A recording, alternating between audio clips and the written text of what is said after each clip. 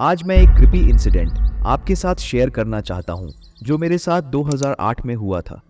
उस समय मैं 22 साल का था। मेरे एक स्कूल फ्रेंड ने मुझे नेटिव प्लेस जालौर राजस्थान में अपने साथ चलने के लिए कहा क्योंकि वहाँ नवरात्रि मनाई जा रही थी।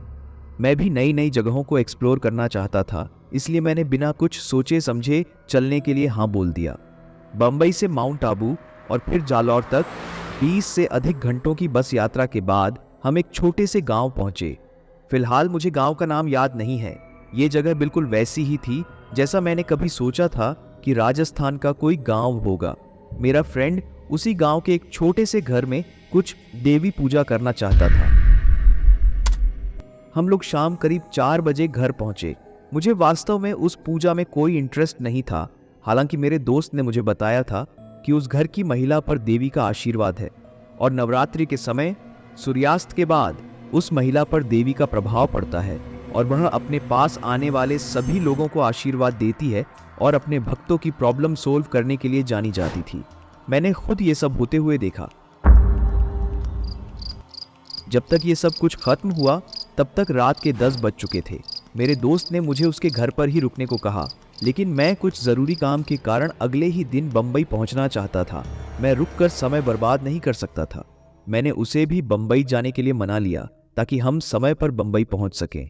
हम माउंट आबू रेलवे स्टेशन पहुंचना चाहते थे जो उस जगह से 120 किलोमीटर दूर था।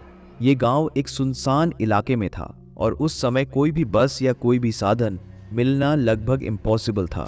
कुछ ट्राई करने के बाद हमें एक व्यक्ति मिला जिसने कुछ इंटरेस्ट दिखाया क्योंकि मैंने उसे माउंट आबू तक ले जाने के लिए 2 गुना किराया देने का लालच दिया था और फाइनली वो मान गया। उसने हमसे कहा कि मैं लगभग 30 मिनट में आ जाऊंगा। इस बीच गांव वालों ने हमें वहीं रुकने और उस समय यात्रा न करने के लिए कहा क्योंकि उनके अनुसार पूरा इलाका इस समय असाधारण रूप से सक्रिय हो जाता है और उनमें से कुछ लोगों ने तो इसे पर्सनली एक्सपीरियंस भी किया था। लोगों ने हमसे कहा, बेटा इस वक्त जाना ठीक नहीं है, यहाँ पे बहुत कुछ अजीब होता है, तुम लोगों को यहाँ के बारे में कुछ पता नहीं है, मत जाओ। लेकिन मैंने अपना मन बना लिया था और वे जो कुछ भी कह रहे थे मैंने उसे इग्नोर कर दिया। ड्राइवर के 30 मिनट 90 मिनट में बदल चुके थे, लेकिन फाइनली वो शराब के कुछ पैग पीने के बाद आ गया। यह एक सामान्य खुली नीली जीप थी।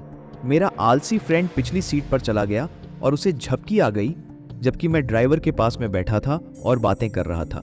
वहां एकमात्र लाइट जीप की हेडलाइट थी। सड़क की स्थिति बहुत खराब थी, इसलिए कुछ किलोमीटर चलने के बाद शायद 15-20 किलोमीटर की दूरी पर बहुत सारे गड्ढे थे, जिससे गुजरने के लिए जीप को 5-10 किलोमीटर पर हवर की स्पीड कम करनी पड़ी। तो उस पैच को पार करते समय मैंने किसी को अपने कानों में क्लियरली जल्दी चलो कहते हुए सुना और अगले ही पल मैंने एक जोर से हंसने की आवाज सुनी, जैसे कि जीप में कोई बैठा हो और हंस रहा हो। मैंने जल्दी से पिछली सीट की ओर देखा जहां मेरा दोस्त गहरी नींद में सो रहा था। अगले ही पल मैंने ड्राइवर की तरफ देखा कि क्या उसने भी ये बात सुन ली थी, लेकिन वो भी मेरी तरफ ही देख रहा था। अब हम दोनों घबरा गए। उसने एक्सीलेटर को जितनी जोर से दबा सकता था दबाया। जल्द ही जीप 90 की स्पीड से चलने लगी। वो ड्राइवर कहने लगा कि मैं क्यों आया यहाँ। हर सेकंड के साथ हंसी और तेज हो रही थी। हम और डर रहे थे।